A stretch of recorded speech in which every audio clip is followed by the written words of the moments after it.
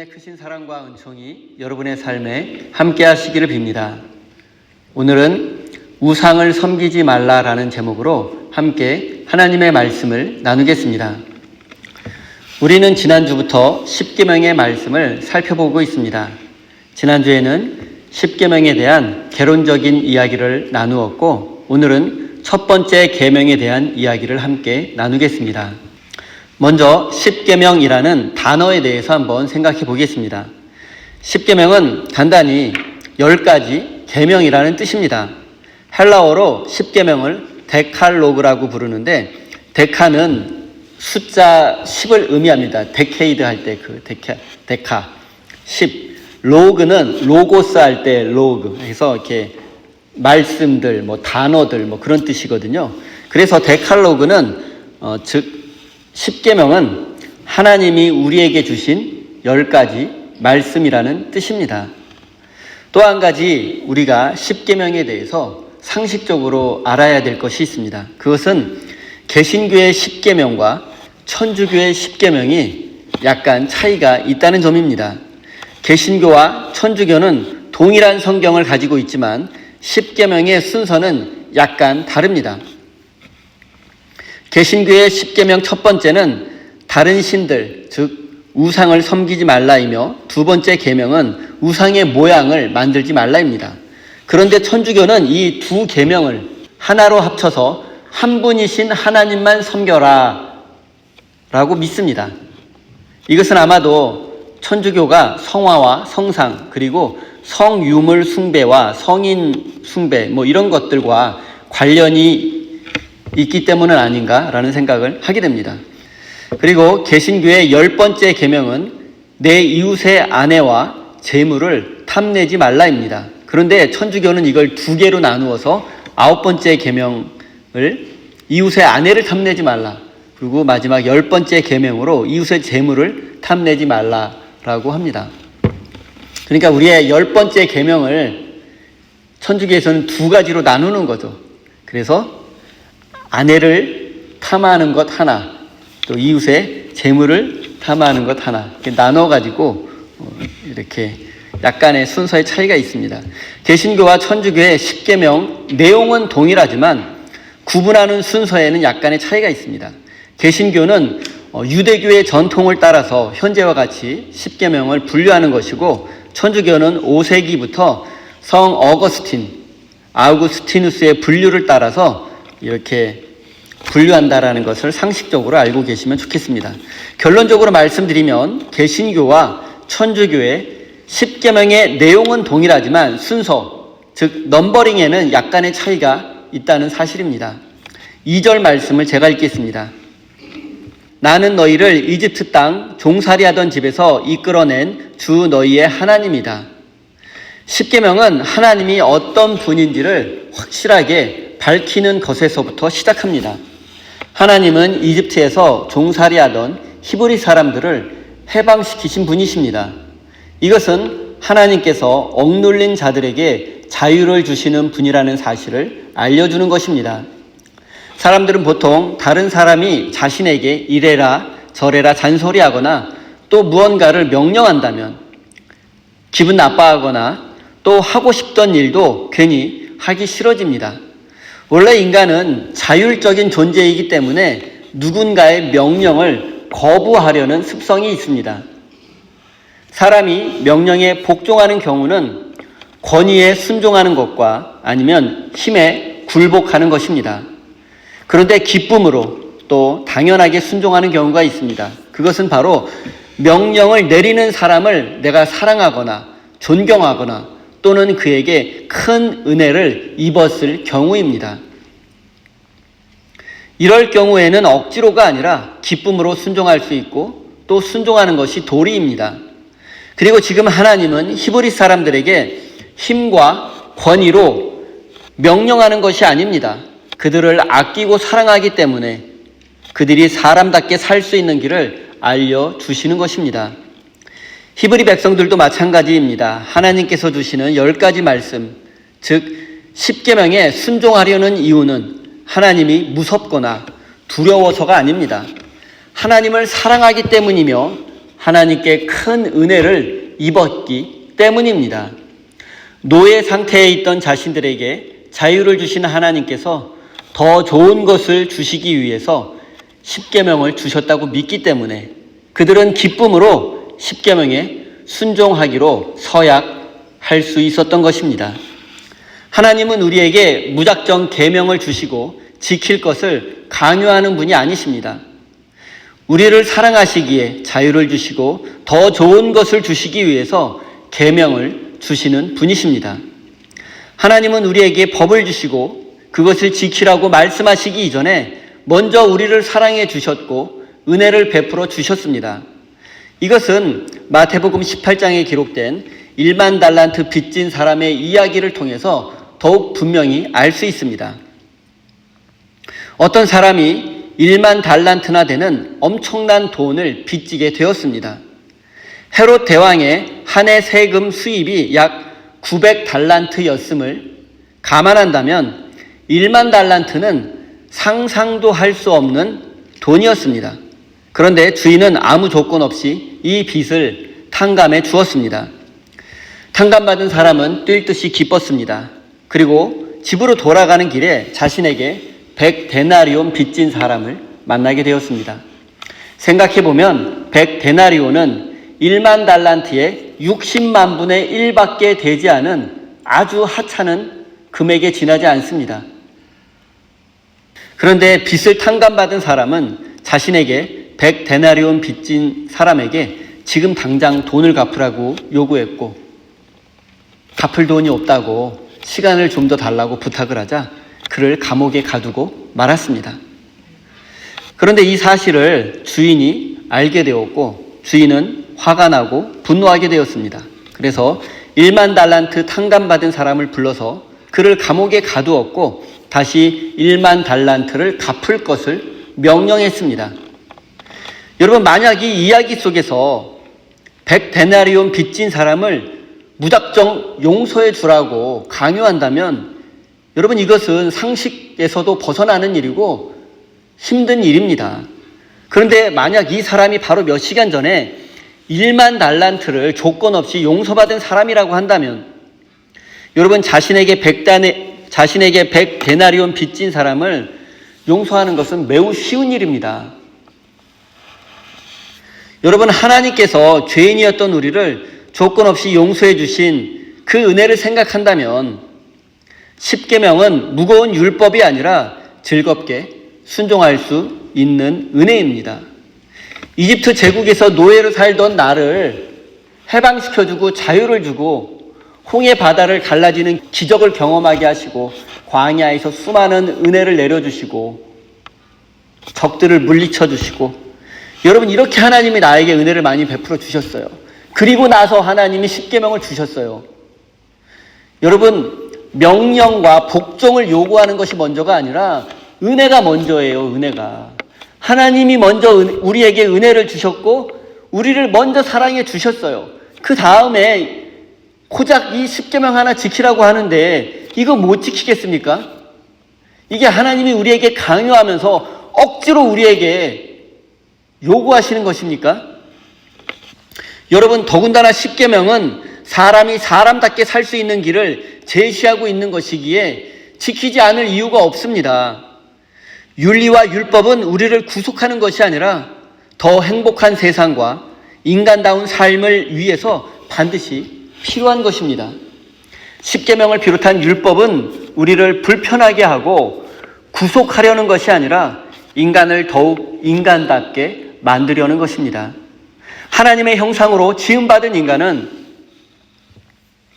하나님이 만드신 법을 지키며 살아야 비로소 참된 인간이 될 수 있다는 사실을 우리는 기억해야만 합니다. 3절 말씀입니다.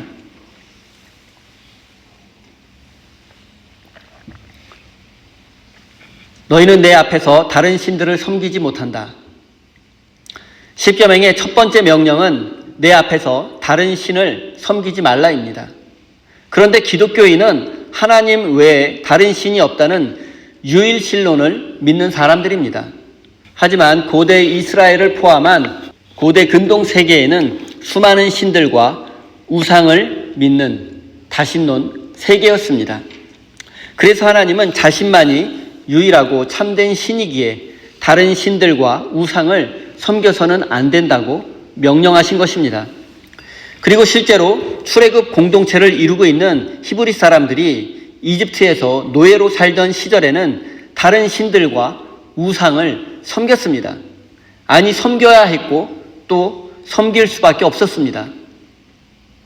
이집트 제국에는 태양신 라, 하늘의 신 누트, 대지의 신 게부, 죽음과 부활의 신 오시리스, 그리고 사랑의 신 이시스, 죽음의 신 아비누스, 심지어 파라오는 태양신의 아들이었습니다. 히브리 사람들은 이집트에서 이렇게 많은 신들을 섬길 것을 강요받았고 또 실제로 그 신들을 섬기며 살아왔습니다. 무려 400년이 넘도록 말입니다. 그런데 하나님은 이처럼 우상을 섬기던 히브리 사람들을 해방시켜 주셨고 이제 그들이 우상을 버리고 하나님만 섬기기를 원하십니다. 그래서 하나님은 십계명의 첫 번째 계명에서 다른 신들과 우상을 섬기지 말라고 명령하신 것입니다. 저는 최근에 한국 사회에서 점점 확산되고 유행하며 많은 사람들에게 영향을 끼치는 무속신앙에 대해서 심각함을 느끼고 있습니다. TV와 같은 대중매체에서 무당들이 나와서 한 해에 운세를 봐주고 또 구술하는 모습을 어렵지 않게 볼 수 있습니다. 젊은 세대에서부터 중장년층에 이르기까지 무속신앙과 미신 그리고 역술에 대한 거부감이 별로 없는 것 같고 또 이런 것들을 신봉하는 사람들이 적지 않습니다. 무속신앙과 역술가들은 기본적으로 인간의 운명과 미래가 결정되어 있다고 믿으며 그 운명과 미래를 알려주거나 또는 정해진 운명, 정해진 미래를 바꾸어 주겠다라고 말하며 대가를 받습니다. 부적을 써준다든지 구슬 이렇게 하면 애군을 물리쳐주고 또 자손들이 잘 된다라는 되지도 않는 이야기들을 하면서 돈을 받죠. 요즘 한국 사회에서 참 뉴스에 보면은 TV 그런 드라마에서도 이런 역술가들이 자주 등장하고 예능 프로그램에도 자주 등장하고 심지어 뉴스에서조차 자주 등장합니다. 천공 땡땡 이런 분들 무슨 법사 이런 사람들 이렇게 자주 등장하면서 국가의 중대사를 결정하는 일들에 이런 역술인들이 무속신앙을 신봉하는 샤머니즘을 신봉하는 사람들이 자꾸 이렇게 매체에 등장해서 점점 한국 사람들에게 이런 미신과 샤머니즘이 점점 더 가까워지는 것 같아요. 근데 우리 기독교 신앙에서 보면 제1계명을 정면으로 위배하는 것이거든요.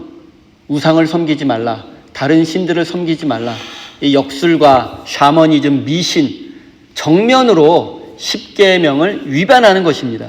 근데 심지어 제가 이제 가끔 보면 교회 안에서조차 교인들조차 이런 역술에 이런 미신에 거부감이 없는 분들이 적지 않아요.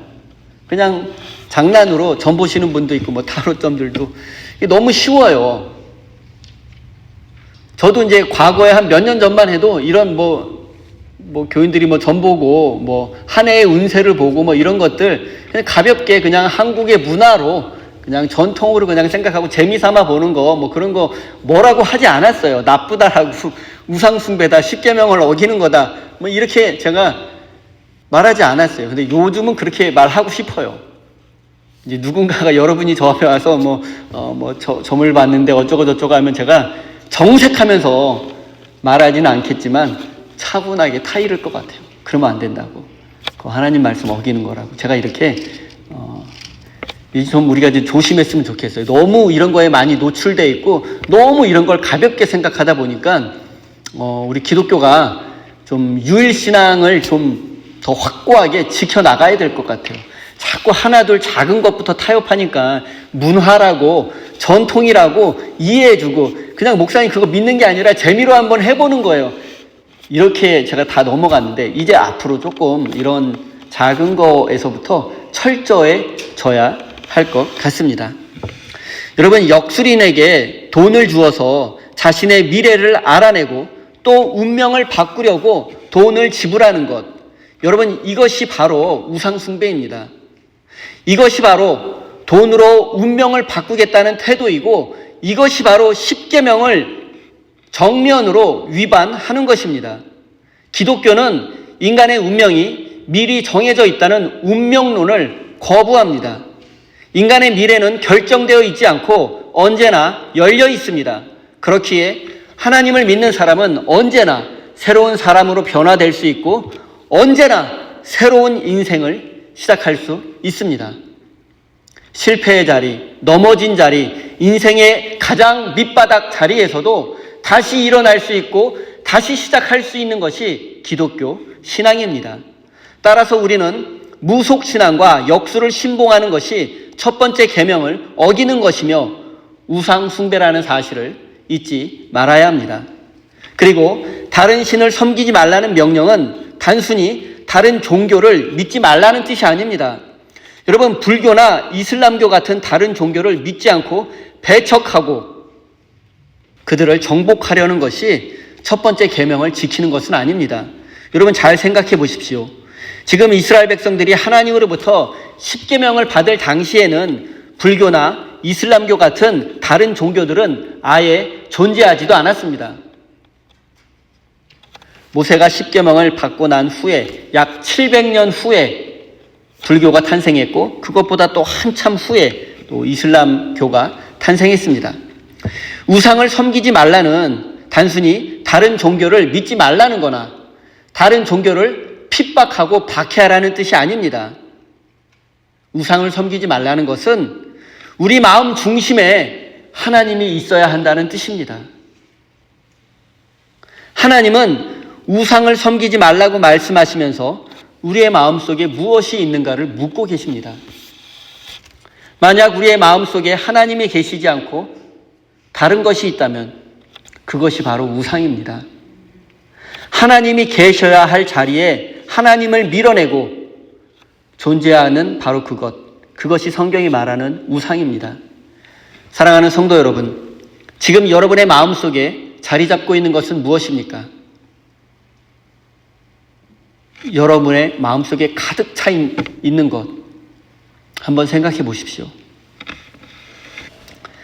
하나님의 영으로 여러분의 마음이 가득 채워져 있습니까?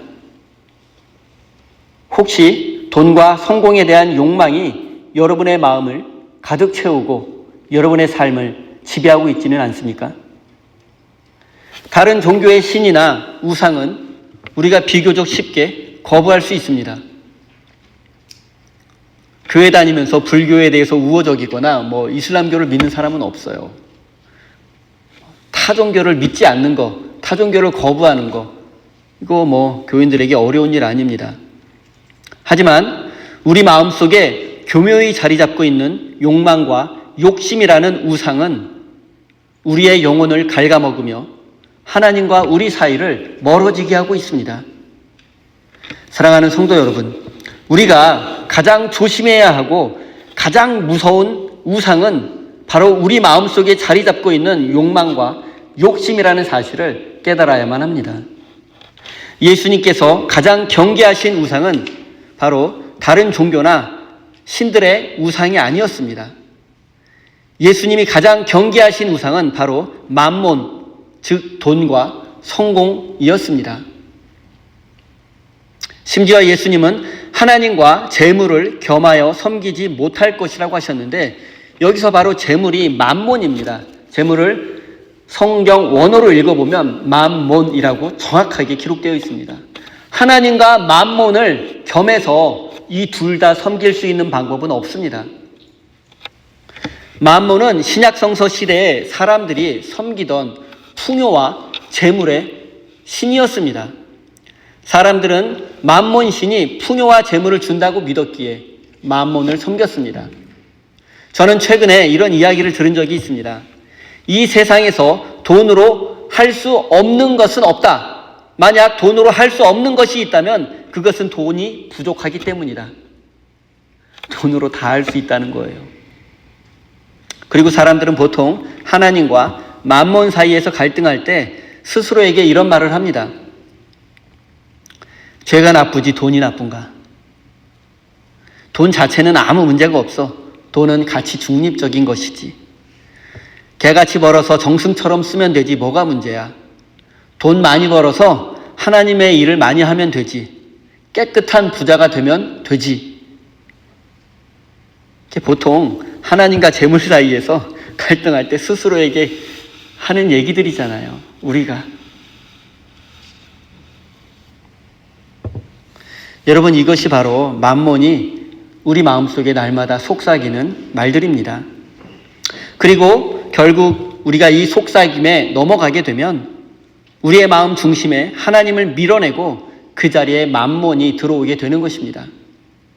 하나님의 말씀이 아니라 맘몬의 속삭임을 믿는 것, 돈과 성공을 인생의 목적으로 삼고 살아가는 것, 그 자체가 우상 숭배입니다. 우리가 살고 있는 이 시대에 가장 강력하고 무서운 우상은 바로 맘몬 신입니다. 즉 돈과 성공이라는 우상입니다. 왜냐하면 돈과 성공이 우리의 행복을 결정한다고 믿는 사람들이 많이 있기 때문입니다.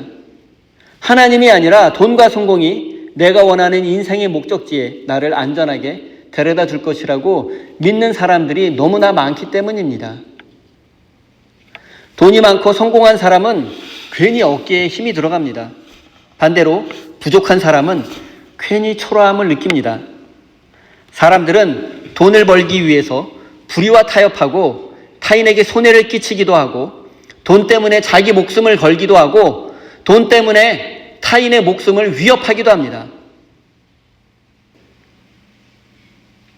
사랑하는 성도 여러분, 여러분의 마음속에 자리 잡고 있는 맘몬을 이제 내쫓아야만 합니다.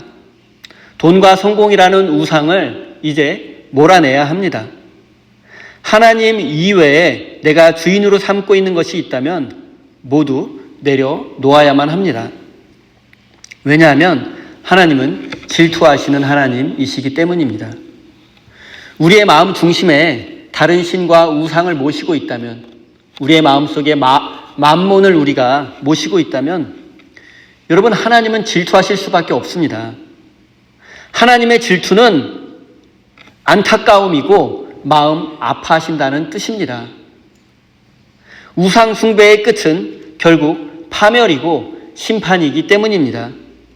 신명기 6장 4절 5절 쉐마로 잘 알려진 이 말씀은 우리에게 이렇게 경고하고 있습니다. 이스라엘은 들으십시오. 주님은 우리의 하나님이시오. 주님은 오직 한 분뿐이십니다. 당신들은 마음을 다하고 뜻을 다하고 힘을 다하여 주 당신들의 하나님을 사랑하십시오. 성경은 세상의 잡신들과 우상을 인정하지 않습니다. 하나님은 오직 한 분뿐이십니다. 그리고 우리는 마음을 다하고 뜻을 다하고 힘을 다하여 하나님만 사랑하고 섬겨야 합니다. 우리가 이 세상을 살아가는 동안에 좋아하는 것도 있고 필요한 것도 있고 추구하고 싶은 것도 있습니다. 갖고 싶은 거 있고 소유하고 싶은 마음이 다 있어요, 누구나. 하지만 그것이 지나쳐서는 안 됩니다.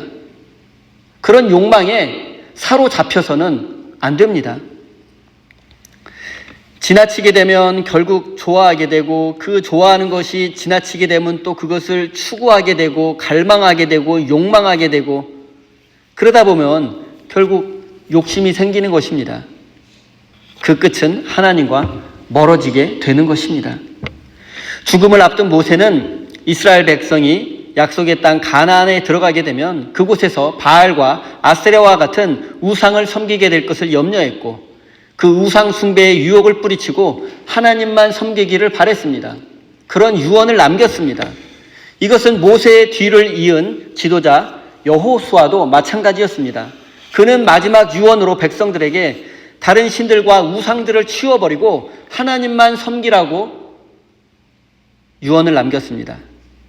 너희가 어떤 신을 섬기든지 나와 내 집은 오직 하나님만 섬기겠다고 마지막 유언을 남겼습니다.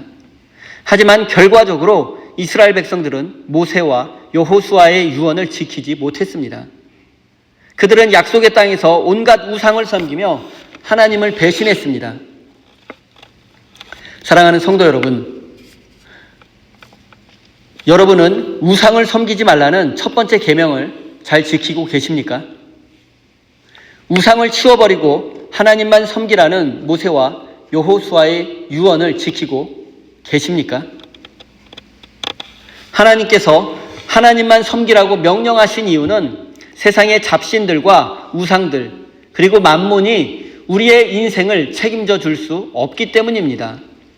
오직 하나님만이 우리 인생을 지켜주시고 책임져 줄 수 있는 유일한 분이십니다. 사랑하는 성도 여러분, 힘들고 어려운 인생살이, 고난과 고통이 가득한 우리 인생에 함께 하시며 위로하시고 힘과 용기를 주시며 새로운 삶의 기회를 주시고 영원한 생명을 줄 수 있는 분은 오직 하나님 한 분뿐이십니다. 사랑하는 우리 세임교회 성도 여러분, 우상을 섬기지 말라는 말씀은 하나님만 섬기라는 명령입니다.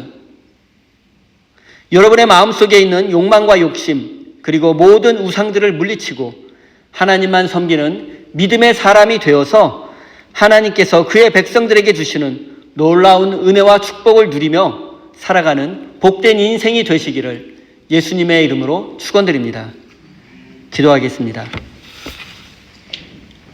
하나님, 우리는 주님께서 질투하시는 하나님이라는 사실을 잊어버리고 살 때가 많습니다. 하나님의 질투는 미움과 분노가 아니라 멸망의 길로 가는 우리를 향한 안타까움이라는 사실을 깨닫게 해 주십시오. 그 주님의 마음을 헤아리고 주님께서 원하시는 길, 좁은 길, 진리의 길로만 갈 수 있도록 우리의 삶을 인도해 주십시오. 하나님, 지금까지 우리는 세상의 욕심과 욕망, 특히 돈과 성공이라는 만몬신의 유혹에 빠져 살았습니다. 이제 우리가 모든 유혹을 뿌리치고 하나님을 우리 인생의 주인으로 섬기며 살 수 있도록 인도해 주십시오. 사랑의 하나님, 이 시간 우리 성도들이 하나님만을 섬길 것을 다짐하며 소중한 예물을 드립니다. 이것에 담긴 저들의 믿음과 결단까지 받아주시고 굳센 믿음을 주셔서 우상을 물리치고 하나님만 섬기는 거룩한 백성이 되게 해 주십시오. 하나님, 비록 지금 이 세상이 만몬이 주인되어 다스리는 것처럼 보일지라도 우리가 용기 내어 하나님의 거룩한 백성으로 살 수 있도록 큰 믿음을 주십시오. 예수님의 이름으로 기도드립니다.